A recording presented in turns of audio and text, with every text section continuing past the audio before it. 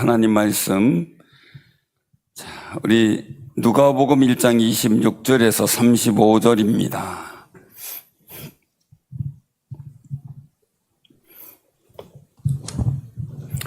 누가복음 1장 26절부터 35절까지. 자, 우리 같이 교독을 합니다. 여섯째 달에 천사가 무리리 하나님의 보내심을 받아 갈릴리 나사렛이란 동네에 가서 다윗의 자손 요셉이라는 사람과 약혼한 처녀에게 이르니 그 처녀의 이름은 마리아라. 그에게 들어가 이르되 은혜를 받은 자여 평안할지어다 주께서 너와 함께 하시도다 하니 처녀가 그 말을 듣고 놀라 이런 인사가 어찌하인가 생각하매 천사가 이르되 마리아여 무서워하지 말라 내가 하나님께 은혜를 입었느니라. 보라 내가 잉태하여 아들을 낳으리니 그 이름을 예수라 하라. 그가 큰 자가 되고 지극히 높으신 이 아들이라 일컬어질 것이요 주 하나님께서 그 조상 다윗의 왕위를 그에게 주시리니 영원히 야곱의 집을 왕으로 다스릴 것이며 그 나라가 무궁하리라. 마리아가 천사에게 말하되 나는 남자를 알지 못하니 어찌 이 일이 있으리까. 천사가 대답하여 이르되 성령이 내게 임하시고 지극히 높으신 이의 능력이 너를 덮으시리니 이러므로 나실 바 거룩한 이는 하나님의 아들이라 일컬어지리라. 네. 아멘. 아멘. 자, 우리 그 천사의 제가 탄생 고지, 예수 그리스도의 탄생 고지를 보통은 수태고지 이렇게 말씀을 하죠. 예수 그리스도의 탄생이 어떻게 이루어졌는가를 보여주는 그 장면이 바로 이 부분입니다. 그 장면은 그냥 단순히 한 소녀에게 전해진 놀라운 소식이 아니라 이미 하나님께서 오래전부터 움직이기 시작한 일들 속에 클라이막스를 향해 가고 있는 과정이죠. 그래서 오늘 이 말씀 속에서 우리가 기억해야 될 것은 하나님이 낮은 자리, 평범한 사람에게 찾아오셨다는 거예요. 그리고 보통 하게 되면은 좀 큰 대도시에서 뭔가, 그렇죠? 사람이 나야 되고, 또 어떤 큰 가문, 그래도 안동에 무슨 가문, 또 어디 광주에 무슨, 이런 거 얘기하잖아요. 그래가지고 자부심 있게 나는 어느 가문에 몇 대 손이다. 막 얘기를 하고 그래요. 한 분이 장로님이신데, 목사님이 성이 같았어요. 그래가지고, 목사님, 돈이 어떻게 됩니까? 또, 천수가 어떻게 됩니까? 물은 거 이제. 나는 누구의 몇 대 손입니다. 그 젊은 목사님은, 나 그거 잘 모르는데요. 그러면 돌림자가 어떻게 됩니까? 이렇게 이제 얘기하다가 보니까 그 젊은 목사님이 할아버지 뻘이에요. 뭔가 자기가 나이도 있고 그러니까 이제 천수 따져가지고 좀 뭔가 해보려고 그랬는데 할아버지 뻘 돼가지고 그다음부터 그 목사님 몸을 이렇게 피하세요. 입장 곤란하니까. 그래서 그분이 다니면서 하는 얘기, 아무 데서나 촌수 묻지 마라. 곤란한 일 생긴다. 그런 얘기를 하는데 뭔가 가문이 있고 이런 주목받는 도시라든가 주목받는 어떤 전통적인 일들 속에 그래도 정치 가문, 경제 가문 이런 게 있잖아요. 그런 것. 또 어떻게 보면은 예루살렘처럼 화려함도 없고 그리고 또한 어떤 정치력이나 경제적으로 영향력이 있는 것도 아니고 그리고 영향력이 있는 사람도 아니고 그냥 평범한 어린 소녀 마리아에게 찾아오는 거죠. 사회적으로 이름도 없는 존재죠. 그냥 요셉과 약혼한 처녀라는 것밖에 모르잖아요. 이런 일들 속에서 놀랍게 하나님은 이 평범한 소년을 통해 세상을 구원할 준비를 하고 계셨다는 거죠. 하나님께서 자신의 일을 이루실 때 사람의 어떤 조건, 배경, 우리는 그걸 생각을 할 수가 있는데 하나님은 선택 자체가 그거하고는 상관이 없는 그런 모습인 것을 보게 돼요. 그래서 이는 우리에게 또 위로가 되는 거죠. 왜 우리 삶이 내 어떤 존재적 가치, 세상적 혈통 뭐 이런 것들을 보면 보잘것 없잖아요. 진돗개 보면은 대단하죠. 근데 진돗개가 있고 진돗개가 있고 그래요. 뭐가 다를까요? 진돗개, 진돗개. 받침이 시옷이 있고 그 차이. 그럼 진돗개는 뭔가 했더니 진도라는 섬에서만 나오는 순종개. 그래서 거기는 반출을 안 시킨다는 얘기를 제가 들었는데 진돗개는 진도 외에 다른 데서 이제 진돗개 순종 혈통을 가진 그런 강아지 이름이더라고요. 그래서 이게 다르구나. 그래서 진돗개하고 진돗개하고 다르구나. 이것도 느껴요. 강아지조차도 강아지 족보 보셨나요? 보신 분 있나요? 혹시 반려견 키우는데 그 강아지 족보 받으신 분 있어요? 그럼 다 족보 없는 강아지들이네. 진짜 족보가 있더라고요. 진돗개인데 혈통 족보가 있더라고요.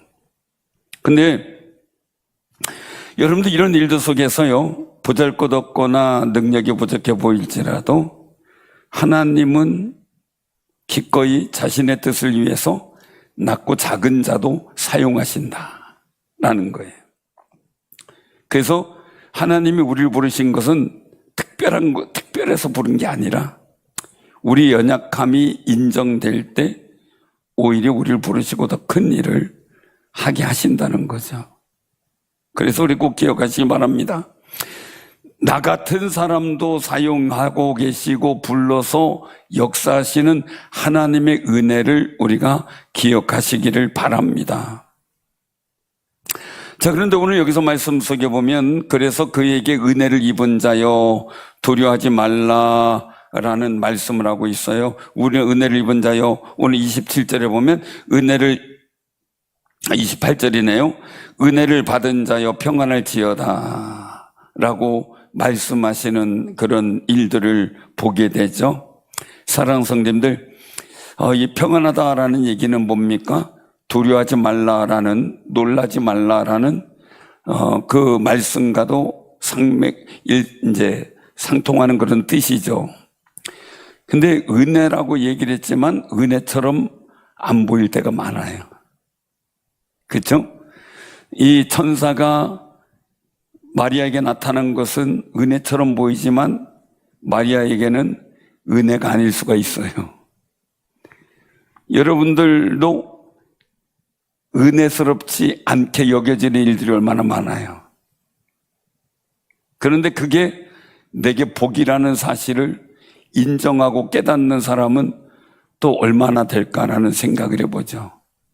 사랑하는 성도님들, 우리가 꼭 기억을 해야 됩니다. 마리아가 은혜를 받은 자의 평안할지어다라는 말을 듣고 놀라서 생각을 합니다. 앞으로 은혜라는 것은 복이 있고 평탄해질 그런 약속이 돼야 되는데 그게 아니고 정말 마리아로서는 감당하지 못할 사역을 맡기는 거잖아요. 정말 이해할 수 없는 스스로 감당하기 어려운 소명을 맡겼단 말입니다. 그런데 그게 은혜를 받은 자요 그렇게 했어요. 그럼 여러분들 이제 앞으로 회장을 맡기든 부장을 맡기든 아니 뭔 사역을 교사를 맡기든 구역인도자를 맡기든 옆에서 뭘 해야 돼요? 은혜를 받은 자요. 아이고 하면서 옆에서 얘기를 하기를 온팡 뒤집어 썼네 이런 얘기하면 안 되고 은혜를 입은 자요. 그렇게 얘기하지. 아이고, 그거 봐. 내가 목사님 보자 이럴 때 벌써 알아봤어. 아이고, 그 만날 갔다 왔더니만 그냥 덤태기 썼구만. 그런 얘기면 안 돼요. 우리 옆에 분들한테 인사 나누세요. 은혜를 입은 자요, 평강할지어다. 그래야지. 참, 전에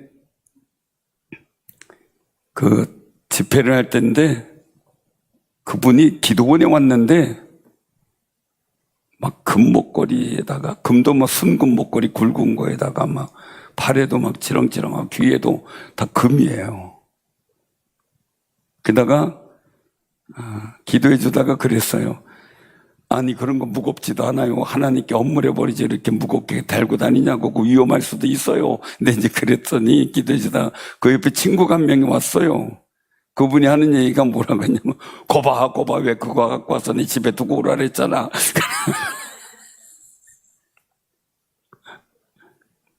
아니,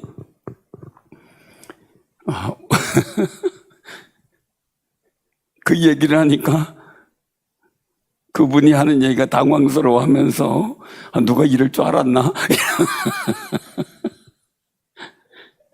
그러면서 이제 한바탕 이제 웃어버린 적이 있긴 있는데요.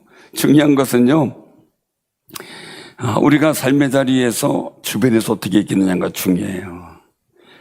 맞아. 하나님 앞에 엄마라도 그렇게 해야 돼. 이렇게 했으면 은혜가 더 됐을 텐데, 그거 내비두고 오라 그랬잖아. 이래 놓으니까. 그러니까 우리가 옆에서 뭐 얘기를 했을 때, 구레네 시몬도 지나가다가 해필이 왜 거기 지나갔어요?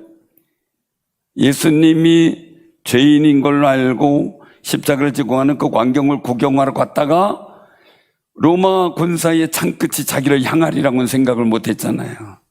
창끝 향하니까 꼼짝없이 십자가를 대신 지고 가는데, 자, 덤태기 쓴 건가요? 은혜 입은 건가요? 덤태기 아니에요? 근데 은혜를 입었어요. 왜요? 그 길로 인해서 그 가정이 예수 믿고 구원받고 초대교회 감독도 되는 그 역할을 했거든요. 자, 그러면 또 한 가지 물어볼게요. 그러면 욥이 모든 재산이 도둑맞고 자연재해로 없어지고 자녀도 죽었어요. 자, 덤태기예요? 은혜 입은 거예요? 덤태기예요? 은혜 입은 거예요?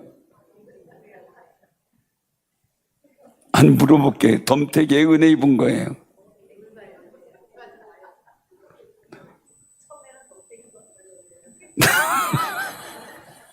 처음엔 덤태기 썼다 나중에 은혜 됐다고요? 그럼 중요한 거예요. 은혜를 은혜답게 만드는 거 내 책임이에요. 그죠? 근데 덤태기를 덤태기로 그냥 만들어 놓는 것도 내 책임이에요. 여러분은 덤태기도 은혜로 바꾸는 역사 있기 바랍니다. 그러니까 욥은 그걸로 인해서 갑절에 복된 역사를 만들어 가잖아요. 친구들은 욥이 실패자라고 비난하고 죄인이라고 비난하고, 너 하나님 앞에 범죄했으니까 너 하나님의 징계를 받은 거라고 온갖 비난을 들었어요. 우리 그럴 때 있잖아요, 얘기가. 그런데 욥은 끝끝내 내 가는 길 나는 모르지만 누가 하셔요? 하나님이 하신다. 그러면서 그 과정을 어떻게 만들어요? 은혜되게 만들잖아요.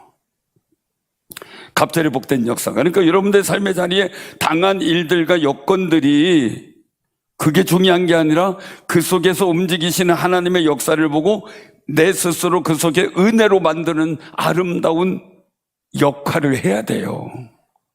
그 내 역할이 중요하다는 거예요. 내 역할이. 하나님은 절대 우리를 고난 가운데 있든지 아니면 고생하게 하는 게 하나님의 본심이 아니래요. 예레미야가 보면 본심이 아니래 뭐예요? 우리를 종래에 복되게 하시려고 하시는 하나님의 계획이 있다는 거죠. 장래에 소망을 주려고 하신다는 거예요. 그럼 우리 하나님의 본심을 알기 때문에, 욥도 하나님의 본심을 알기 때문에, 다윗도 하나님 본심을 알기 때문에 덤탱이가 은혜로 만들어 간 거예요. 그러니 목자였던 다윗이 골리앗도 이기는 역사도 보였지만 역적에 대해서 도망가고 장인어른한테 정말 쫓기는 신세가 됐음에도 불구하고 그 과정을 은혜로 만들잖아요. 그러니 하나님의 은혜가 임할 때 나는 그걸 덤탱이로 생각하고 부담으로 생각하고 힘들게 생각할 때가 있어요. 그래서 두려움으로 내가 느껴지게도 되고, 그리고 또한 오해를 갖게도 되고, 또 주변의 상황에 비난이나 심지어 어떤 위험까지도 느끼는 상황들이 있을 때가 있어요. 그럼에도 불구하고 천사는 어떻게 됩니까? 30절에 보니까 마리아여 무서워하지 말라 그렇게 말씀하죠. 무서워하지 말라. 자, 그러면 여기서는 우리 굉장히 중요한 거예요. 하나님의 주신 은혜는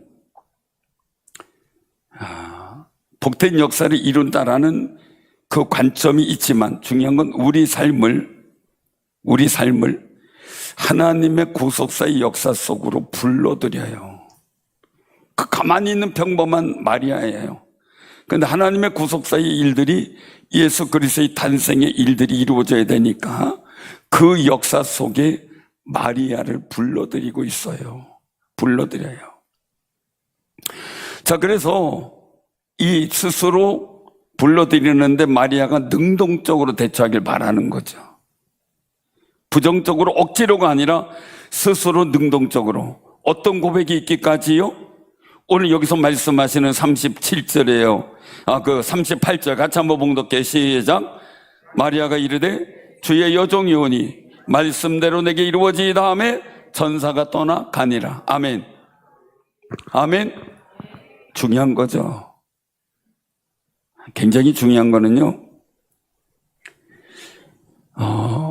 마리아가 긍정적 고백을 하고 그 하나님의 구속사적 역사 속에 초대하고 부름받는 그 일들 속에 그 일들을 수긍하고 시인해요. 그때 결국 두려움이 믿음으로 바뀌고, 그리고 하나님의 역사를 만들어가는 은총의 역사로 바뀌어버리는 거예요. 그러므로 굉장히 중요한 거는요, 하나님은 하나님의 역사를 이루기 위해서 뭔가 분명한 매개체가 필요한 거예요. 하나님은 그냥 구원하실 수도 있지만 정말 짐승의 피를 통해 매개체로 하나님과 관계를 회복할 수 있는 길도 여셨던 하나님은 이제 예수 그리스도라는 그 하나님의 독생하신 아들을 통해서 우리의 죄를 사해 주심으로 우리가 하나님께로 가는 길을 여시는데, 문제는 그 예수님이 오시는 길이 중요했던 거죠.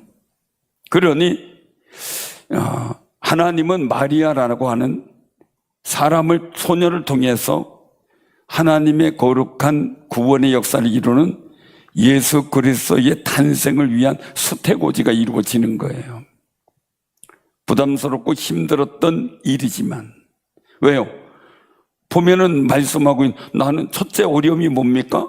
첫째 어려움. 자, 오늘 여기서 말씀하시는 일들 속에서 보면 무서워하지 말라. 30절에 내가 하나님께 은혜를 입었다. 그리고 내가 잉태의 아들을 낳으니 그 이름을 예수라 하라. 큰 자가 되고 다윗의 왕위를 그에게 준다라고 32절. 그리고 또한 33절에 보면 야곱의 집을 왕으로 다스리실 것이다. 그 나라가 무궁하리다 라는 말씀을 하세요. 자, 그런데 오늘 34절에 마리아의 고백이에요. 뭐냐면, 나는 남자를 알지 못하니 어찌 이 일이 있으리까 라는 거죠. 자, 오늘 여기서 말씀 속에서 일들을 통해서 보면 우리가 상례적인 방법은 그냥 사람의 관계, 사람의 육신적인 관계를 통해서만 후세를 잇고 하는 것으로 생각을 해요. 마리아 생각도 그렇고 우리도 그렇죠. 사랑의 관계, 부부가 결혼의 사랑의 관계를 통해서 이세가 있는 건 당연한 거죠. 그래서 얘기를 하는 거죠. 남자를 모르는데 내가 어떻게 그런 일이 있습니까? 그런데 천사는 새로운 방식을 얘기를 하죠. 오늘 여기서 보면 35절이에요. 어떻게 합니까? 그것은 육정의 방법, 사람의 방법이 아니다라는 거예요. 어떤 방법이에요? 성령이 내게 임하시고 지극히 높으신 이의 능력이 너를 덮으시리니, 이거예요. 너를 덮으시니. 그래서 나실 바 거룩하니 하나님의 아들이라 일컬음을 받는 신성과 인성을 동시에 지닌 예수 그리스도의 탄생을 말씀하고 있어요. 자, 그러면 우리가 여기서 기억을 해야 될 게 있습니다. 하나님의 구원의 역사는 예수 그리스도의 탄생으로 이루어지는 일들 속에 이루어지는데, 중요한 건 사람의 방법하고는 달랐다라는 거죠. 그럼 우리는 하나님 앞에 쓰임받을 때 성령이 내게 임하시리니 라고 하는 일들은 성령의 능력과 하나님의 신적 권능에 의해서 이루어지는 거지, 사람의 어떤 순리와 사람의 정해진 방법 속에서 이루어지는 게 아니라는 거예요. 그럼 우리 믿음의 일들도, 교회 일들도, 앞으로 모든 우리의 기도하는 일들도 마찬가지예요. 사람의 일들을 통해서 방법대로, 우리가 생각하는 방법대로, 우리가 인식하고 이해할 수 있는 방법대로 되는 게 아닌 거죠. 마리아는 이해가 안 되는 거예요. 그러니 어떻게 됩니까? 주의 여종이오니 말씀대로 내게 이루어지이다, 딱 맡겨버리고 마는 거죠. 자, 우리는 여기서 일들을 생각을 해야 됩니다. 항상 모든 일은요, 사람이 상식 속에서 이루어지는 일들로 이루어질 때도 있지만, 하나님의 구원의 역사는 사람의 상식을 벗어난 하나님의 신적 권능의 임재를 통해 이루어져요. 그럼 우리의 삶도 마찬가지죠. 하나님의 사역에 쓰임받을 때 그냥 이루어지는 게 아니라 오직 성령의 역사로만 가능해집니다. 인간의 계산된 능력이 아닌 하나님의 초자연적인 역사를 통해 이루어지게 되는 거죠. 이게 이해가 안 됩니까? 하나님의 흙으로 사람을 지으셨고 하나님을 만드신 분이에요. 뭐 어떤 방법으로는 뭘 못하겠습니까? 우리 사람에게 생육하고 번성할 수 있는 방식을 주셨지만 하나님의 생육 방식은 다른 방식일 수도 있다는 것을 말씀을 하고 있는 거죠. 그래서 예수 그리스도의 탄생은 우리 사람의 방법이 아닌 하나님의 전능하신 방법의 주권적인 은혜로 이루어졌다는 거예요. 그래서 그 은혜, 하나님의 주권적 방법에 의해서 이루어지는 거룩한 일들 속에 마리아가 사용된 거예요. 사랑하는 성도님들, 오병이 기적도 그렇잖아요. 어린아이가 떡 5개 물고기 2마리 있는 게 이게 뭐 대단합니까 이거예요. 안드레가 볼 때 이게 무슨 성이 있습니까? 우리도 그렇죠. 뭐 우리가 가진 일들 뭐가 되겠습니까? 라는 거잖아요. 지나간 일이지만요, 우리 교회가 이 성전 건물을 우리가 이제 들어오게 됐을 때, 그 전까지의 우리 교회보다 조금 여건이 나은 교회가 2군데가 있었어요. 그런데 거기에서는 우린 부담돼서 못합니다, 그렇게 했거든요. 부담돼서 못합니다. 근데 우리 교회는 하겠다고 우리 장로님들, 교인들 같이 동참해서 이 일들 속에 기도하면서 나왔고요. 그러자 우리 중대상일교회가 우리 교회 건물로 들어오기로 했다라는 얘기가 나오자마자 그 2 교회가 난리난 거예요. 상일교회가 하면 우리도 하잖아, 이렇게 된 거예요. 그래가지고 그 다음에 본인들에게 해달라는 여러 가지 요청 속에 있었지만 이미 때는 얘기가 끝난 상태였죠. 사랑하는 성도님들, 우리가 하나님의 역사는요, 하나님의 주권적인 은혜의 역사는요, 사람의 계산으로 안 돼요. 이스라엘 민족이 가나안 땅을 정복하는 거 10명의 정탐 구조는 계산해서 안 돼요. 도무지 이루어질 수가 없어요. 그런데 은혜로 계산하니까 가능해요. 하나님의 주권적인 능력과 권능의 역사를 믿는 은혜로 계산하고 생각하니까 가능한 거예요. 사랑하는 성도, 우리가 꼭 기억하시기 바랍니다. 우리 스스로도 마찬가지예요. 이 대림절을 보내면서 우리는 자꾸 내 상식선, 내가 아는 방식에서만 생각을 합니다. 그런데 성령이 임하시면, 그러니까 예수님도 제자들을 놓고 승천하시니 부활승천이 얼마나 답답하겠습니까? 그런데 말씀하잖아요. 성령이 임하시면 내가 권능을 받고 이제 네 힘으로 네 계산으로 그냥 베드로의 계산으로 살지 마라 이거죠. 빌립의 계산으로 살지 말라 이거예요. 내 일을 하려면 성령의 능력을 받고 하나님의 은혜를 이루어지는 성령의 역사 가운데 이루어지는 은혜 속에서 우리 삶 또한 이 전도자의 사명을 감당하라는 거죠. 그래서 인간적인 계산으로 보면 불가능해요. 그런데 하나님의 은혜로 보면 가능해요. 그러니까 요소 갈렙은 하나님의 은혜로 보니까, 믿음으로 보니까, 언약으로 보니까 가능한 거고, 10명의 정탐꾼은 자기들의 계산 수식으로 생각해보고 인간적인 어떤 이해도와 방법으로 생각하니까 안 되는 거예요. 자, 따라해보세요. 하나님의 복은 은혜로 볼 때 이루어진다. 그거예요. 하나님이 함께 하시면. 그래서 우리는 이 대림절을 통해서 보면서 예수 그리스도께서 보잘것없이 보였었던 마리아라는 한 소녀를 통해서, 그것도 목수 가정인 요셉의 가정을 통해서 이루어지는 그 탄생의 역사를 보면서요, 우리는 부족하지만, 연약하지만 하나님은 우리를 통해 무언가 하시려고 한다는 거예요. 그래서 그 요청이 왔을 때, 그 사역의 요구가 들어왔을 때 우리는 이 마리아처럼 긍정적으로 모든 일을 내려놓고 주의 말씀대로 내게 이루어지다 고백하며 그 은혜 속에 들어가는 귀한 승리자들 되시길 바랍니다. 나는 할 수도 없는데, 나는 못하는데 자꾸 하라 그래. 옆에 분들한테 인사 나누세요. 하라 그럴 때가 은혜입니다. 하라 그럴 때가 은혜입니다. 그죠? 마리아한테 너 빨리 잉태한다 이랬을 때 처녀가 잉태하는 게 얼마나 천청병력입니까? 그죠? 근데 그게 은혜였습니다. 그게 은혜였어요. 하나님 역사를 이루는 것. 그래서 우리가 기억하시길 바랍니다. 이런 수태고지 예수님의 탄생의 사건은